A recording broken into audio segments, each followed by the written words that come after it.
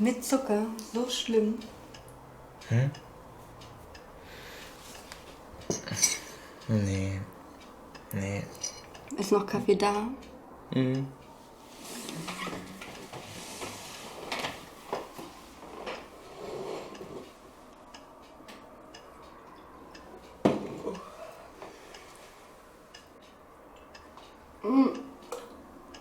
Alter, ist ja kalt. Ja, meine auch.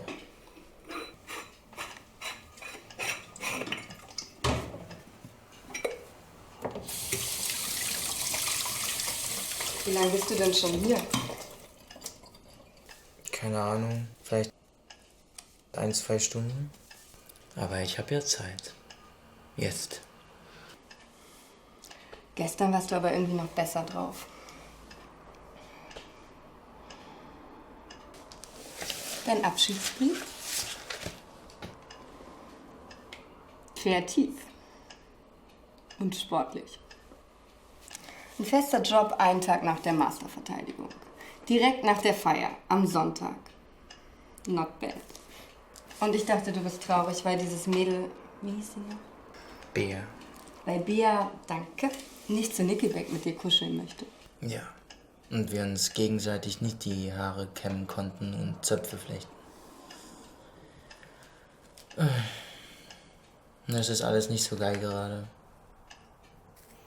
Gestern noch der verheißungsvolle Jungabsolvent. Und dazu reichlich betrunken. Und heute einer von 3 Millionen Arbeitslosen. 27. Verkatert. Gebildet. Ungekämmt. Völlig pleite. Und auf dem Weg nach ganz unten.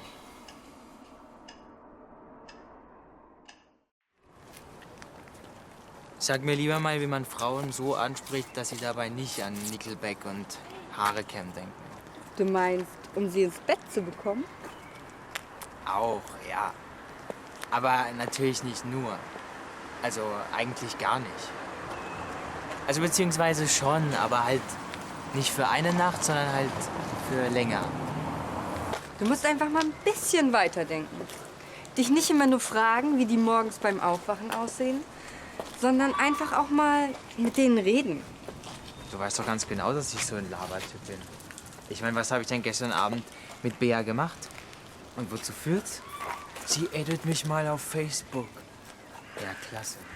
Drauf geschissen. Wie sah die noch mal aus?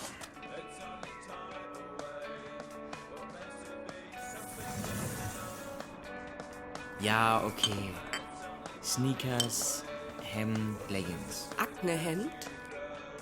Was weiß denn ich? Zum Label bin ich ja nicht gekommen. Vielleicht bist du nicht eindeutig genug.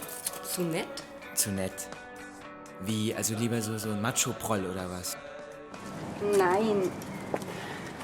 Irgendwas dazwischen halt. Irgendwas dazwischen? Toll.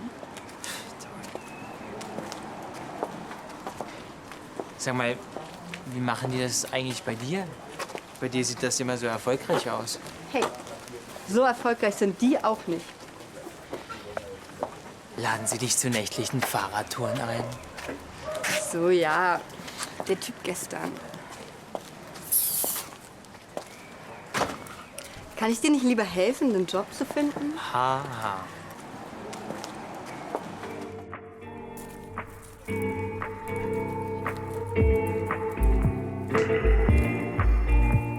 My outfit's a disaster again.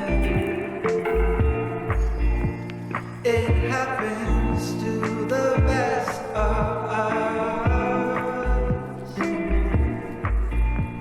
The audience puts sugar over lemon.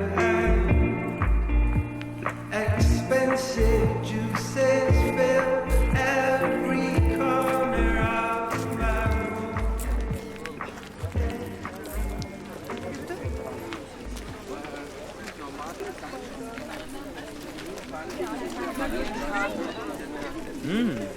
Nee, ey, ist noch Sommer. Und? Der Pulli zieht nicht die richtigen an. Ha.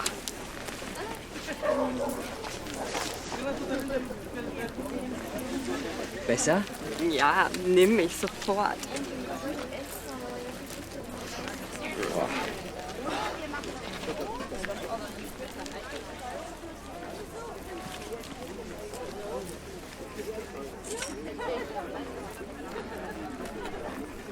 Ah, Schinet. Geht immer, mit Islandpulli oder ohne. Willst du nicht lieber was Fresheres nehmen? Geiles Cover. Macht sich bestimmt gut so zufällig auf dem Holzboden. Oh ja, zwischen den Gästen von gestern. Bierflaschen, Konfetti und Killis. Für 2? Das ist eine Originalpressung. Auf eBay kostet die mindestens 10. Dann halt 4. Nicht unter 5. Okay. Ah, fuck, hast du noch Geld? Ich glaube auch nicht mehr viel, warte. 1,15 €. Für 4,15? Gib mir einfach 4. Bitte.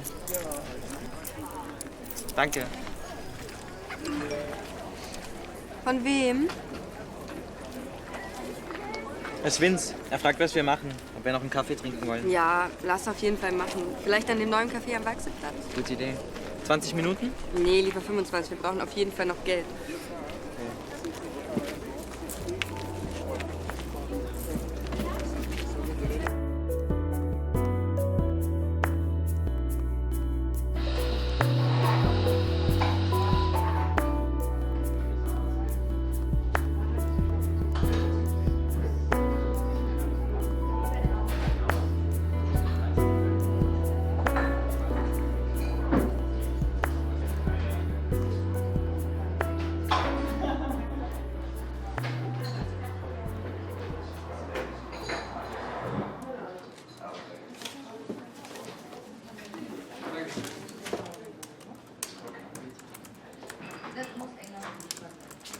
Auch schon da. Ich habe nur 5 Minuten gebraucht mit meinem Fahrrad.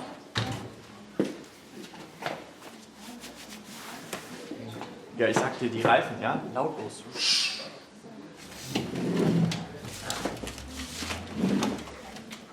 Ich gehe erst mal Kaffee holen. Und vielleicht noch ein Stück Kuchen. Bringst du mir einen schwarzen Kaffee mit? Ich hole mir gleich selber was.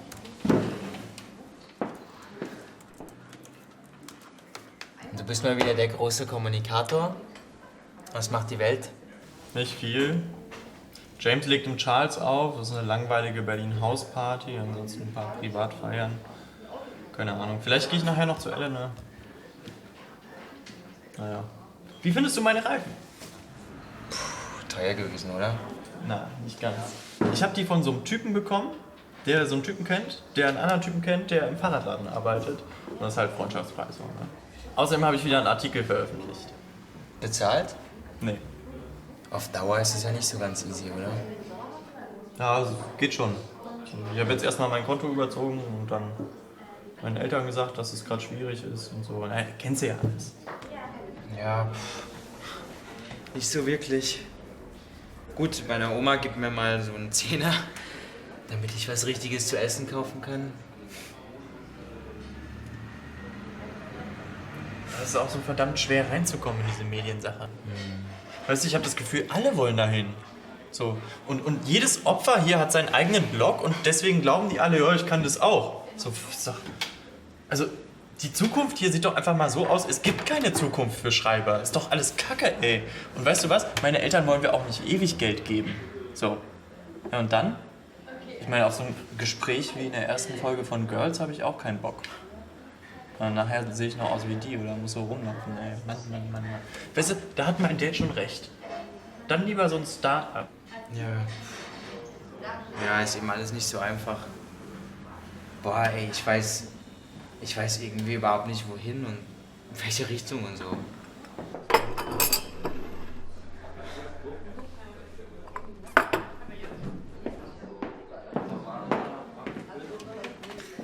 Der sah so gut aus, den musste ich einfach mitnehmen. Veganer Brownie. Bist du jetzt Veganerin?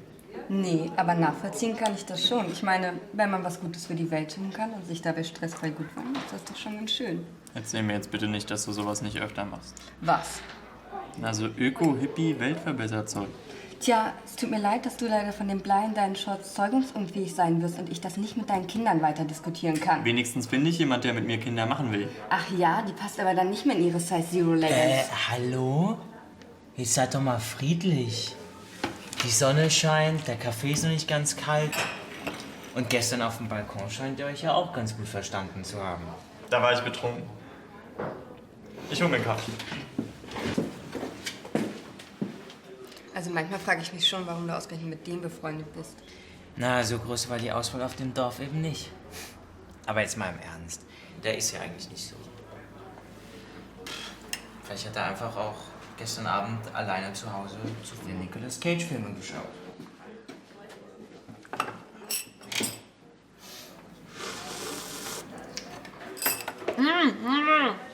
Was denn? Mein Kuchen. Ich muss doch wissen, wovon ich rede. Nachher ist es vergiftet und so. Und dann muss ich ihm eine neue hübsche Mitbewohnerin suchen. Ja, ja. Und so eine hübsche finde ich nicht normal. Iss mal auf, ey. Boah, guck mal.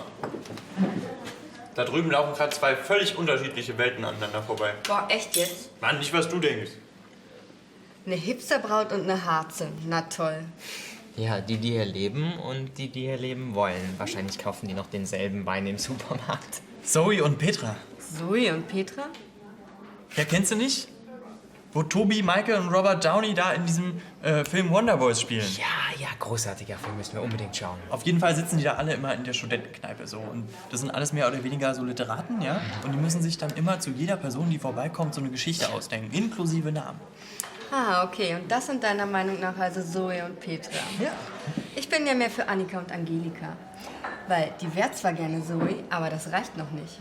Und Annika hat sich gerade für ein Design-Prestige-Studium an der UDK beworben. Nee.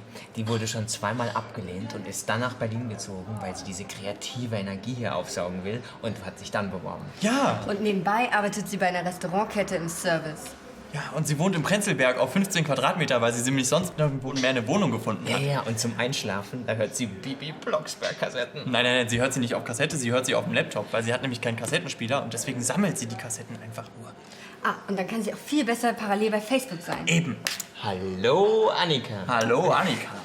Gut, dass wir nicht arrogant sind. Das ist doch nur ein Spiel. Hier, was ist denn mit Petra? Ja, also Angelika, die wohnt wohl nicht mehr lange hier.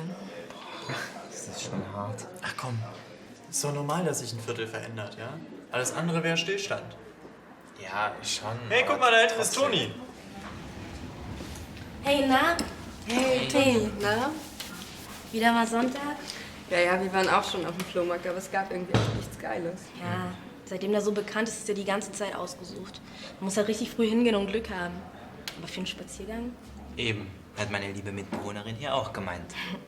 Ich muss jetzt weiter. Ich treffe mich gleich mit Simon und Lou im Park. Aber sehen wir uns heute Abend bei der Vernissage? Danke für diese Landsüberleitung. Auf jeden Fall. Stefan hat mich gestern angerufen und hat mir gesagt, da ist so eine Vernissage. So, und... Sorry, erzähl du weiter. Also Martin, also er wohnt ja in so einer Künstler-WG. Auf jeden Fall hat er so eine Vernissage in der Galerie. Und da sollen wohl viele nette Leute kommen. Bisschen Kunst, bisschen Musik, bisschen trinken. Schon wieder trinken? Boah, ich wollte doch Tatort gucken. Tom, das Thema hatten wir schon. Und außerdem, sag mal, was ist denn mit diesem kurzhaarigen Mädchen da passiert? Hast du dir heute Morgen noch Pancakes gemacht? Also ich nehme das mal zum Anlass aufzubrechen. Ich kenne die Story ja schon und ich muss auch noch was für die Agentur machen heute. Du willst am Sonntag arbeiten? Sei mal nicht so langweilig. Tja, meine Eltern überweisen mir halt nicht so viel Geld wie deine. Und wenn man in der Welt der Erwachsenen mitspielen will, muss man auch mal sonntags arbeiten. Ciao. Wir sehen uns nachher, ne? Tschüss, Jungs, bis später. Also Tom, was machen wir jetzt mit unserem Jungsnachmittag? Bier und Stripclub? Boah, nee, ey, mir reicht erstmal eine Cola. Später können wir dann über einen Radler diskutieren. Na gut. Und wohin? In den Park? Bitte nichts zu Abgeranztes. Boah, ich weiß nicht. Die sind immer so hammervoll an Sonntagen. Ja, dann... An Kanal? Auf den Kanal. Ich habe voll vergessen, dass ich so ein Schlauchboot gekauft habe. Nice. Das hast du dir fein ausgedacht. Tja, ich habe ja auch studiert.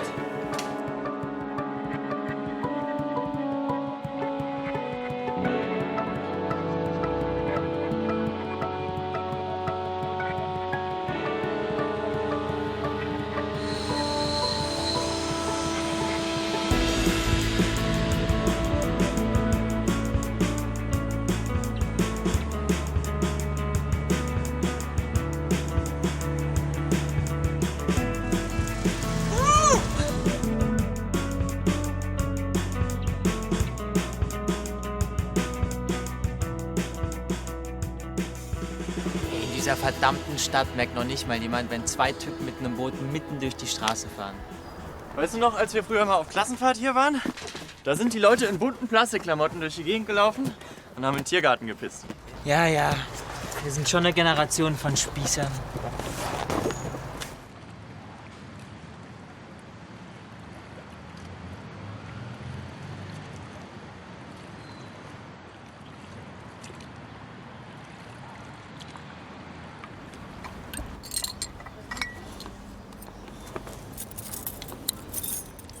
Auf unseren Jungsnachmittag.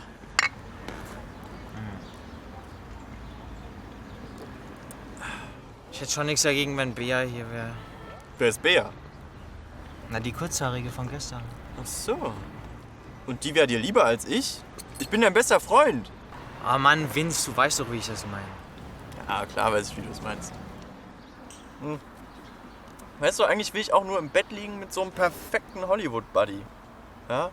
Und dann schmiegt sich dieses Mädchen so an meine Brust und nachdem wir die ganze Nacht miteinander geredet haben, bekehrt sie mich von diesem Arschloch, was ich bin, zu so einem liebevollen Typen, weißt du? Und alles nur wegen meinem Vaterkomplex und diesem Ryan Gosling-Grinsen. Und jetzt denkst du vielleicht, das ist unrealistisch, ja? Aber ich sag mal so, warum eigentlich nicht? Ich bin doch eigentlich voll der nette Typ, oder nicht? Schon? Ja, und ich will doch auch nur die Frau, mit der ich zuerst reden kann und die alles von mir wissen will. Und die sich dann in mich verliebt. Und du? Ja, ich bin es natürlich schon längst, aber ich merke es ja dann erst am nächsten Morgen, wenn ich ihr in die Augen schaue. Schon hart für Elena, sich an solchen Maßstäben abzuarbeiten. Schade, dass sie keine Schauspielerin ist. Komm, du bist ein Arschloch. Nee, aber mal im Ernst. Ich verstehe dich ja. Also auch ohne diesen ganzen Hollywood-Quatsch. Natürlich verstehst du das. Du quatschst ja auch nur mit Frauen. Ja. Und du schläfst dann mit ihnen. Weißt du, Tom, wir waren schon in der Grundschule einfach unschlagbar zusammen.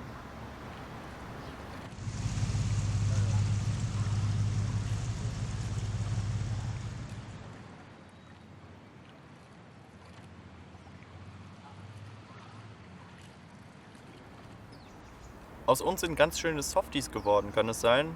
Wir sitzen hier auf dem Boot rum, so quatschen und trinken Radler und reden über Frauen und Liebe und...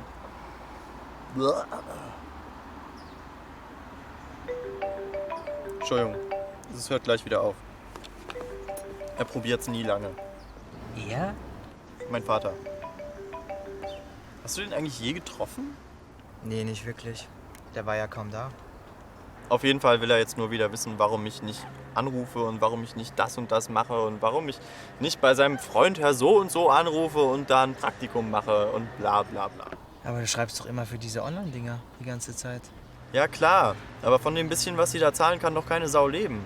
Deswegen arbeiten da ja auch nur Studenten und irgendwelche Heinis. Und mein Dad wartet halt nur darauf, mir endgültig die Kohle zu streichen. Na komm, also so von heute auf morgen auf null, das wird er doch jetzt nicht machen. Der ist so fokussiert, weißt du? So beschissen fokussiert. Der hat alles im Griff und immer die Bilanz im Blick. Alles für den Brunch im Golfclub. Naja, vielleicht ging es ja um was ganz anderes. Ich meine, er hat's ja, also kann er es auch in dich investieren. Du bist eben ein Start-up. Ein tolles Start-up. Mit Barfreundinnen und Gästeliste und Freigetränken. Da freut sich doch die Buchhaltung, hm? Ach, das wird schon. Weißt du, ich kann ja, was ich mache so. Und ich kann mich dazu auch motivieren so. Und du wirst schon sehen, der Markt wird das merken. Das wird gut werden.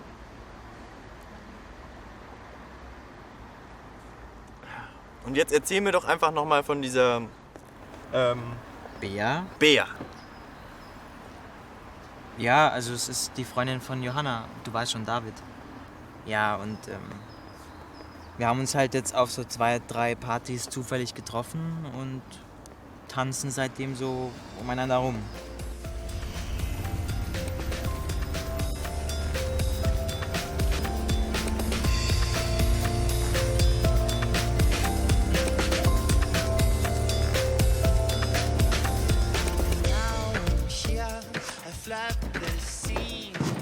Badezimmer? Ja. Ja, schönen Nachmittag gehabt. Wichtige Jungsgespräche geführt. Ja, wir waren Boot fahren. War super. Und du? Präsentation erledigt oder prokrastiniert? Ja, zumindest soweit, dass ich sie morgen schnell fertig machen kann. Und jetzt habe ich auch keinen Bock mehr. Ja. Kein Arbeitsethos, was? Sprach der Slacker, der mir vorhin noch vorgeworfen hat, dass ich am Sonntag arbeite.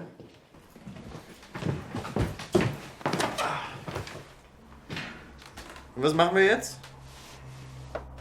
Lass mal was kochen. Wenn wir zusammenschmeißen, dann gibt's sogar noch was Richtiges. Klingt nach einem Plan. Machen wir. Und nee, bitte nicht. Dann gehe ich jetzt lieber nochmal in Späti und kaufe uns was Vernünftiges. Wie du meinst. Wir müssen dann noch abspülen. Ist ja eh noch der ganze Dreck von gestern im Spülbecken.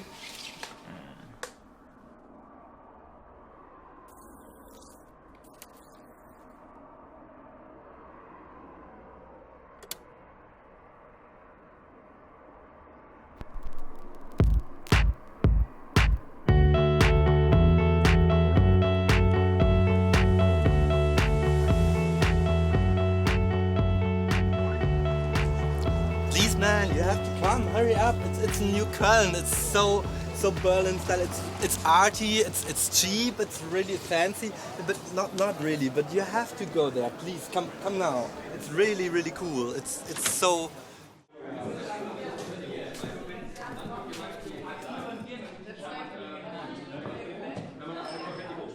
Ja, ich bin wohl nicht der Einzige. Ach komm, das ist doch nur ihr Mitbewohner. Oder ihr schwuler bester Freund.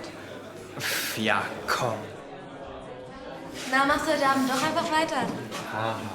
Was ist denn mit dir los? Frauen, beziehungsweise eine Frau. Und zwar genau die da. Ist das nicht die Mitbewohnerin von Johanna? Ja, dann sind David und sie bestimmt auch da. Ich gehe David suchen.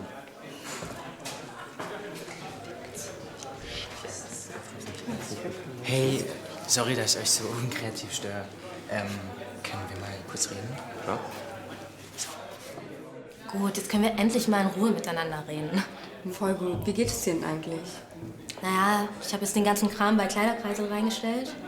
Mein Kopf ist so voll, hatte ich ja schon gesagt. Es ist einfach totale Unordnung, Chaos einfach.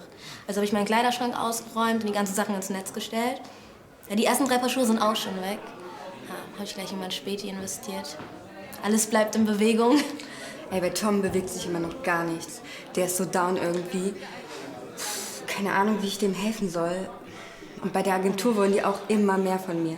Die wollen sogar schon, dass ich sonntags für die Präsentation vorbereite.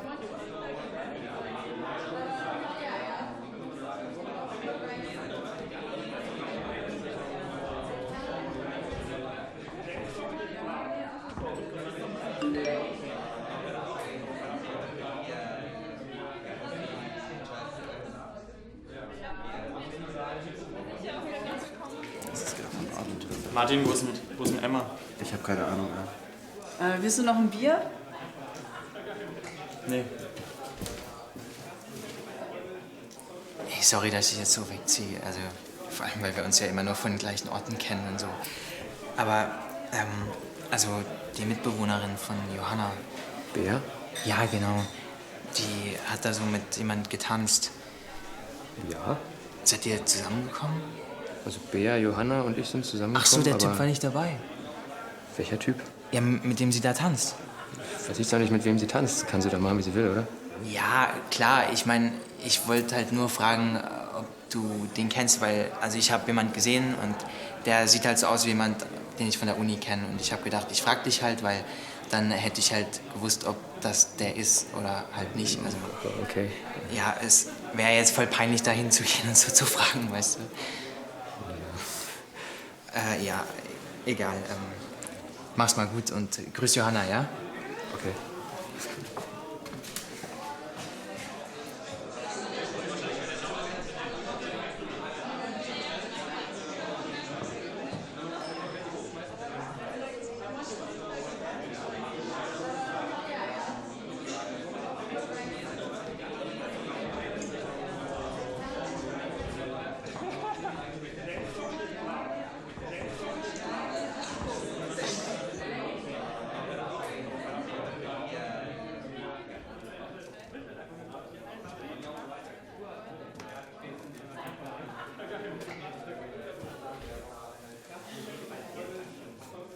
Wie findest du es hier?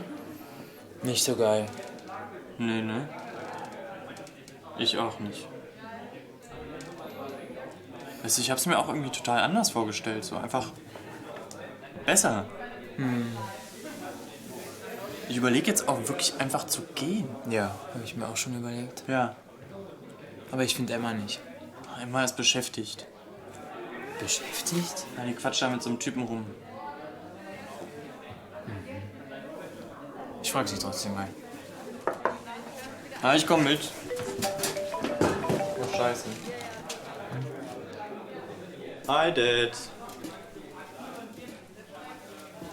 Ja, sorry, ich hab's nicht geschafft. Du, ich bin gerade auf einer Vernissage. Ja, mit Freunden. Ja. Du, kann ich dich einfach morgen zurückrufen? So, dann können wir... Ach, du bist morgen hier? Klar können wir essen gehen, ja. Um 2.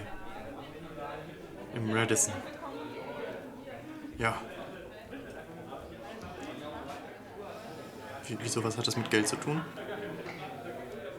Nee, da können wir nicht morgen drüber reden. Doch jetzt. Das kannst du nicht machen. Nein! Das ist doch... Nein, das geht... Das geht nicht.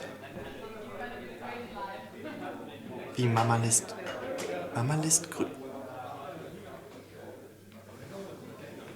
Okay. Gut, ihr möchtet jetzt Tatort gucken? Dann bis morgen.